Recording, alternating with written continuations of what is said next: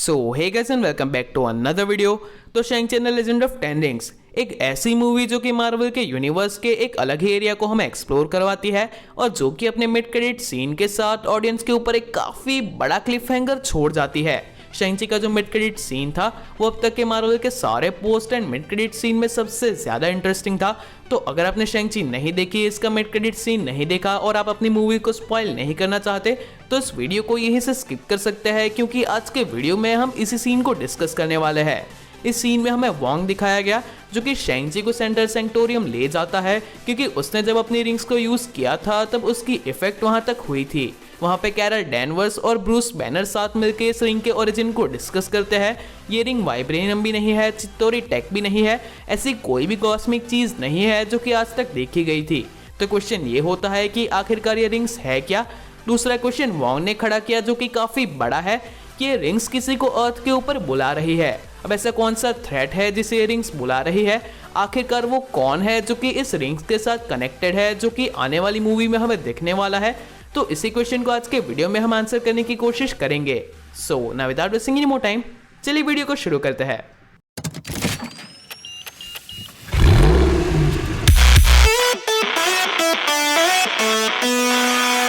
तो इस mid credit scene को देखने के बाद जो सबसे बड़ी और सबसे ज़्यादा क्रेजी पॉसिबिलिटी मेरे दिमाग में आई है वो मैं आपको सबसे पहले बताता हूँ। तो मूवी के एंड में हमें जो डार्क ड्वेलर नाम का ड्रैगन दिखाया गया था, जिसके बारे में ऐसा कहा गया कि वो लोगों की सोल्स को कंज्यूम करता है, पर एक्चुअली में सोल का और सोल वर्ड का जो कंसेप्ट है वो मार्वल के यूनिवर्स में काफ़ी डिफरेंट है। और ये जो सोल वाली बात है वो काफ़ी हद तक टालो के जो लोग हैं उनकी बिलीफ से जुड़ी हुई लगती है, पर एक्चुअली में वो जो ड्रैगन था वो लोगों की लाइफ फोर्स को कंज्यूम कर रहा था। और अगर आप मार्वल के बारे में थोड़ा बहुत भी जानते हैं तो आपको पता ही होगा कि लाइफ फोर्स कौन कंज्यूम करता है, वो है गैलेक्टस। और हाँ, टालो के भी जो जीव है वो काफ़ी ज़्यादा डिफरेंट है, काफ़ी ज़्यादा यूनिक एबिलिटीज़ वाले हैं, और उनके बारे में ऐसा कहा जाता है कि उन्हें ये एनर्जी ग्रेड प्रोटेक्टर ड्रैगन से मिलती है, यानी कि वो वाइट ड्रैगन। तो क्वेश्चन ये है कि आखिरकार व्हाइट ड्रैगन को एनर्जी कहाँ से मिलती है, या फिर डार्क ड्वेलर जो हमें दिखाया गया उसकी एनर्जी का सोर्स क्या है। तो थियरी ऐसी है कि काफ़ी सालों पहले गैलेक्टस अर्थ पे आया था और उसकी शिप जहाँ पे लैंड हुई वो जगह टालो थी, और उसी के एनर्जी सिग्नेचर्स अभी भी टालो में मौजूद है, जिसकी वजह से ये सारे जीव म्यूटेट हो गए और उन्हें इस तरीके से अपनी पावर्स या फिर कह सकते हैं कि अपना फिजिक मिला है। और यहाँ पे डार्क ड्वेलर का जो ड्रैगन था उसने गैलेक्टस की तरह ही लाइफ फोर्स को हार्नेस करना भी सीख लिया, और इसीलिए वो लोगों के लाइफ फोर्स को कंज्यूम करके अपने आप को काफ़ी ज़्यादा स्ट्रॉन्ग करने में लगा हुआ था। तो इसी तरीके से ये सारी चीज़ें एक्सप्लेन की जा सकती है और गैलेक्टस की अर्थ पे आने की थियरी भी फिट बैठती है। और वैसे तो इस मूवी का नाम शैंग-ची and the legend of ten rings था। यहाँ पे हमें टेन रिंग्स की पावर भी देखने को मिली, पर कहीं भी हमें उसके ओरिजिन के बारे में नहीं बताया गया।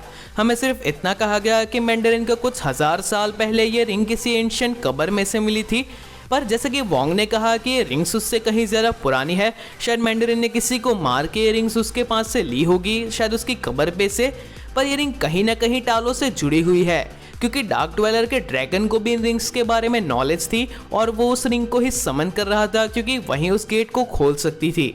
तो ऐसा हो सकता है कि शायद ये रिंग भी गैलेक्टस के किसी टेक का पार्ट हो, किसी ऐसी मशीनरी का जो कि गैलेक्टस के कम्युनिकेशन के साथ जुड़ी हुई है, और इसीलिए वो एज अ बीकन गैलेक्टस को वापस अर्थ पे बुला रही है। और मुझे भी ऐसा लगता है कि फैन थ्योरी कुछ ज़्यादा ही एक्सट्रीम है और मैं कुछ ज़्यादा ही सोच रहा हूँ, बट मिड क्रेडिट सीन के दौरान भी कैप्टन मार्वल वहाँ से चली जाती है ये कह के कि उसे कुछ काफ़ी अर्जेंट हैंडल करना है। तो शायद ये गैलेक्टस का थ्रेट ही हो सकता है या फिर उसके हेराल्ड्स का। और हाँ, ऐसा ज़रूर हो सकता है कि मार्वल वाले द मार्वल्स मूवी के लिए गैलेक्टस को सेटअप कर रहे हो, क्योंकि कैप्टन मार्वल की कॉमिक द अल्टीमेट्स में भी वो अपनी टीम बनाती है और उसका गैलेक्टस एक काफ़ी बड़ा पार्ट होता है। और ऐसा ही कुछ हमें द मार्वल्स में भी देखने को मिलने वाला है, जहाँ पे कैप्टन मार्वल, मिस मार्वल और स्पेक्ट्रम हम एक टीम में दिखेंगे। तो हाँ, ये पॉसिबिलिटी तो ज़रूर है। और काफ़ी टाइम से मुझे एक और क्वेश्चन भी है कि अगर गैलेक्टस जैसा कोई बीइंग मार्वल के सिनेमैटिक यूनिवर्स में एग्जिस्ट करता है, तो फिर थैनोस या फिर कैप्टन मार्वल या फिर even guardians of the Galaxy की मूवी में जो कॉस्मिक कैरेक्टर्स हमें दिखाए गए थे, नोवा कॉर्प्स, उन सारे लोगों को भी गैलेक्टस के बारे में कुछ भी पता कैसे नहीं है। तो यहाँ पे शायद ऐसा हो सकता है कि मार्वल की मूवीज में हमें गैलेक्टस को एक डायमेंशनल बीइंग दिखाया जाए, बिल्कुल डोरमामू की तरह, और गैलेक्टस का जो डायमेंशन है उसका गेट टालो से बिलोंग करता हो, और इसीलिए उस गेट के बाहर भी जितना कुछ एरिया है वहाँ पे गैलेक्टस की एनर्जी स्प्रेड हो गई होगी। तो ये भी एक पॉसिबिलिटी हो सकती है। एंड आई नो कि थियरी काफ़ी ज़्यादा एक्सट्रीम हो रही है, पर एक ड्रैगन जो कि लाइफ फोर्स को एब्जॉर्ब कर रहा है, एक रिंग जो कि काफ़ी ज़्यादा एंशंट है और उसके ओरिजिन के बारे में किसी को नहीं पता, जो कि किसी को अर्थ पे बुला रही है, ये चीज़ें काफ़ी हद तक गैलेक्टस की ओर हिंट कर रही है, जो कि एक बिग बैंग से पहले का बीइंग है। और इन सारी चीज़ों के अलावा एक पॉसिबिलिटी ये है कि मूवीज़ में भी टेन रिंग के उसी ओरिजिन को फॉलो किया जाए जो कॉमिक्स में है।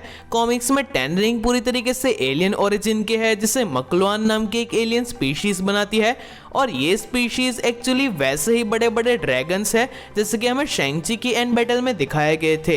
यहाँ पे फिंग फैंग फुंग नाम का एक काफ़ी बड़ा ड्रैगन होता है जिसका शिप अर्थ पे क्रैश होता है, और उसी का पावर सोर्स ये 10 रिंग्स होती है, जिसे मैंडरिन फिर अपने पास ले लेता है।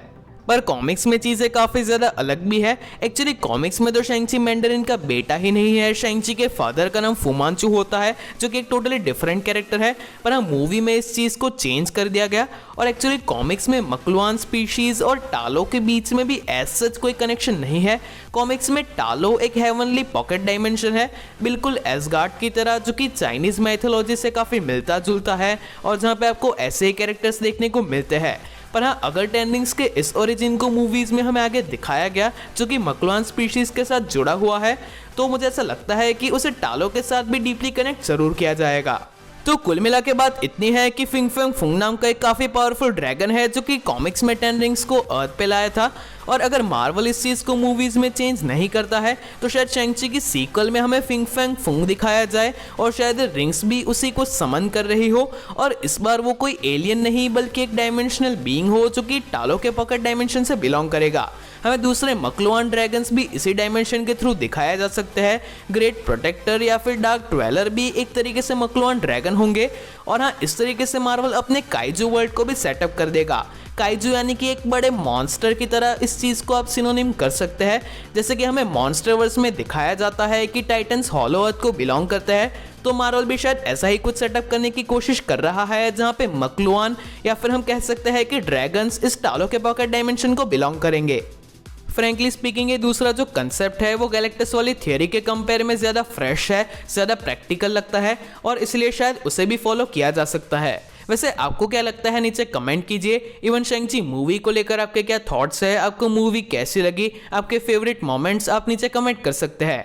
और हमारे 50,000 सब्सक्राइबर्स काफ़ी जल्दी कंप्लीट होने वाले हैं, तो thank you so much for that. मैं Q&A भी प्लान कर रहा हूँ, मैं चाहता हूँ कि वो फेस कैम हो, पर फिलहाल वो अरेंज नहीं हो पा रहा, तो लिटिल ट्रबल, बट मैं जल्दी ही उसे अरेंज कर दूंगा। So that is it for today guys. अगर आपको आज का वीडियो अच्छा लगा हो तो इसे लाइक कीजिए, शेयर कीजिए। अगर यहाँ पे नए हो तो इस चैनल को सब्सक्राइब कर दीजिए। तो चलिए मिलते हैं हमारे अगले वीडियो में।